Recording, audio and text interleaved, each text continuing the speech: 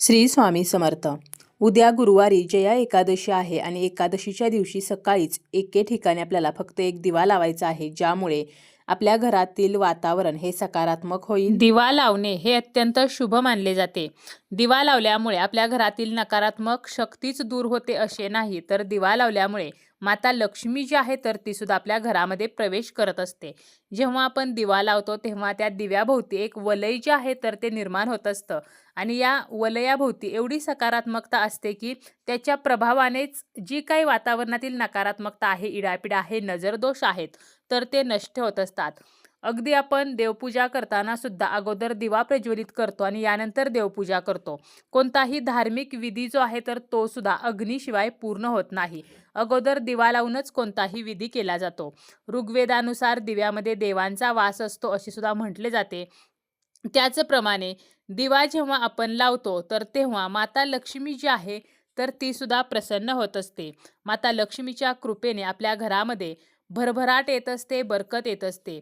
तसेच देवी लक्ष्मीचे आगमन जे आहे तर ते आपल्या घरामध्ये होत असते आणि म्हणूनच आपल्याला सकाळीच एके ठिकाणी दिवा जो आहे तर तो लावायचा आहे. महर्षी वशिष्ठ म्हणतात की दिवा लावल्यामुळे म्हणजेच दीपदान केल्यामुळे आपल्याला धनप्राप्ती व जी पुत्रप्राप्ती आहे तर ती होत असते. तसेच अखंड सौभाग्य जे आहे तर ते सुद्धा आपल्याला लाभते. आपल्या घरातील दुःख, दुर्भाग्य, दारिद्र्य तर हे सुद्धा यामुळे नष्ट होत असते. धनाची समस्या असेल तरी सुद्धा आपण हा उपाय जो आहे तर तो करू शकतो. त्याचप्रमाणे व्यापार व्यवसायामध्ये वाढ, नोकरीमध्ये प्रमोशन, धनप्राप्ती, लक्ष्मी प्राप्ती तर अशा इच्छेसाठी सुद्धा आपण हा दिवा जो आहे तर तो लावू शकतो. आपल्या घरातील जी काही गरिबी आहे किंवा अलक्ष्मी आहे तर ती नष्ट व्हावी. त्याचप्रमाणे आपल्या जीवनातील ज्या काही अडचणी आहेत तर त्या अडचणी संपून त्यातून बाहेर पडण्यासाठी आपल्याला चांगले कर्म जे आहे तर ते करायचे असते आणि यापैकी एक म्हणजे आपल्याला दीपदान करायचे असते, म्हणजेच दिवा जो आहे तर तो लावायचा असतो. वास्तुदोष असतील, नजरदोष असतील तर हे सुद्धा यामुळे नष्ट होत असतात. आता आपल्याला हा दिवा जो आहे तर तो कोणकोणत्या ठिकाणी लावायचा आहे तर हे आपण पाहणारच आहोत. पण त्या अगोदर दिवा घेताना आपल्याला तो कोणता घ्यायचा आहे? दिवा धातूचा घ्यावा का, कणकेचा घ्यावा की मातीचा?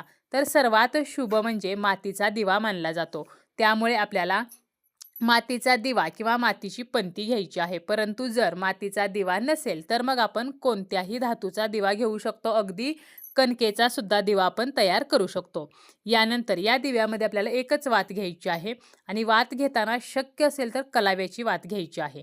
कलावा म्हणजे जो रक्षासूत्राचा धागा आहे जो आपण हातामध्ये बांधतो, तर त्या धाग्याची आपल्याला वात बनवायची आहे. परंतु जर तुमच्याकडे कलाव्याचा धागा नसेलच तर आपण जी रोजची जोडवात वापरतो, कापसाची जी वात आहे तर ती वापरली तरी सुद्धा चालेल. आता काय करायचं आहे आपल्याला? या दिवशी सकाळी लवकर उठून आपलं स्नान वगैरे आटोपल्यानंतर, आपली देवपूजा वगैरे झाल्यानंतर हा दिवा जो आहे तर तो लावायचा आहे. आता हा दिवा लावायचा आहे तो म्हणजे केळीच्या झाडाजवळ.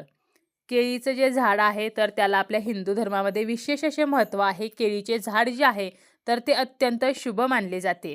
तर केळीच्या झाडाजवळ आपल्याला हा जो दिवा आहे तर तो लावायचा आहे. आता फक्त दिवा लावायचा आहे असं नाही, तर आपल्याला दिवा लावल्यानंतर त्या झाडाची एका विशिष्ट प्रकारे पूजासुद्धा करायची आहे. आता त्या झाडाजवळ जायचं आहे.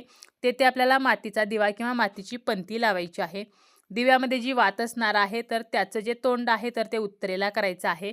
यानंतर दिवा ठेवताना आपल्याला दिव्याखाली आसन द्यायचं आहे, म्हणजे थोड्याशा फुलांच्या पाकळ्या ठेवायच्या आहेत, त्यावरती दिवा ठेवायचा आहे आणि दिव्याला हळदी, कुंकू, अक्षता, फूल अर्पण करायचं आहे.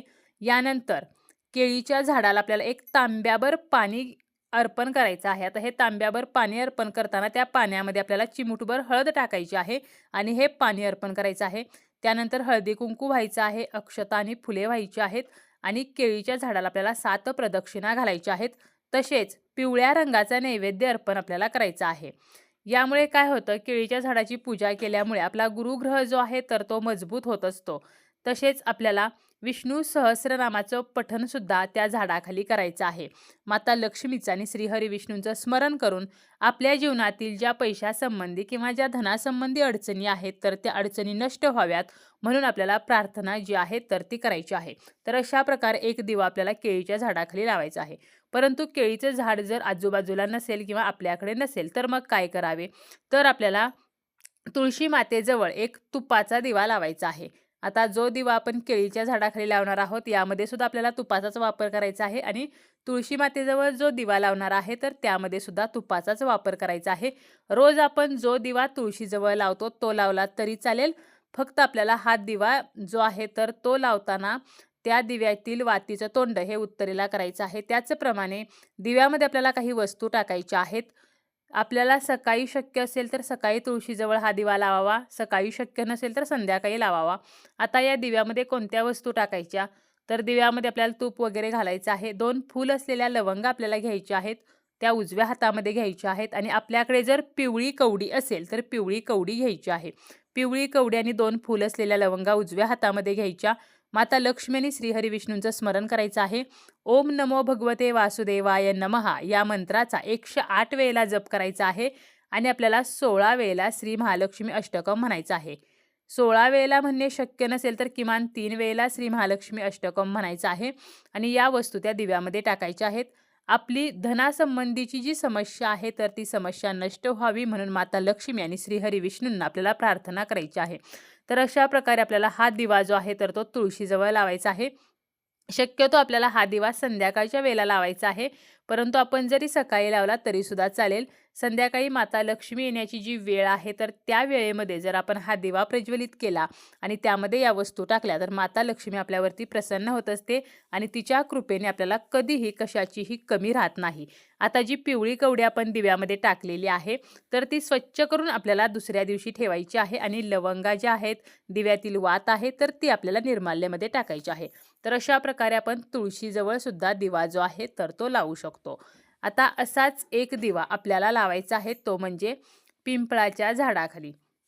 पिंपळाचं झाड जे आहे तर त्यामध्ये श्रीहरी विष्णूंचे वास्तव्य आहे, माता लक्ष्मीचं सुद्धा वास्तव्य आहे. तसेच आपले जे पितर आहेत म्हणजे आपले जे पूर्वज आहेत तर त्यांचे सुद्धा निवासस्थान म्हणजे हे पिंपळाचे झाड आहे. म्हणून आपल्याला काय करायचं आहे, तिन्ही सांजेच्या म्हणजे संध्याकाळच्या वेळेलाच हा दिवा जो आहे तर तो लावायचा आहे. सकाळी अजिबात आपल्याला पिंपळाच्या झाडाजवळ दिवा लावायचा नाही, संध्याकाळी दिवा लावायचा आहे. दिवा लावताना मात्र मोहरीच्या तेलाचा आणि कणकेचाच दिवा लावायचा आहे. कणकेचा चौमुखी दिवा तयार करायचा, त्यामध्ये 4 वाती घालायच्या, मोहरीचं तेल घालायचं. हा दिवा पिंपळाच्या झाडाखाली प्रज्वलित करायचा. त्यानंतर पिंपळाच्या झाडाला हळदी कुंकू अक्षता फूल अर्पण करायचं आहे. या अगोदर आपल्याला त्या पिंपळाच्या झाडाला जल अर्पण करायचं आहे आणि पिंपळाच्या झाडाला चिमूटभर काळे उडीद किंवा काळे तीळ अर्पण करायचे आहेत. तसेच 11 प्रदक्षिणा आपल्याला या झाडाला घालायच्या आहेत आणि या प्रदक्षिणा घालताना ओम नमो भगवते वासुदेवाय नमः हा मंत्र म्हणायचा आहे आणि शेवटी सर्व झाल्यानंतर आपली समस्या सांगून ती समस्या नष्ट व्हावी म्हणून प्रार्थना करायची आहे. पिंपळाच्या खोडाला आपल्याला स्पर्श करायचा आहे. घरी परत येताना आपल्याला मागे वळून पाहायचं नाही. तर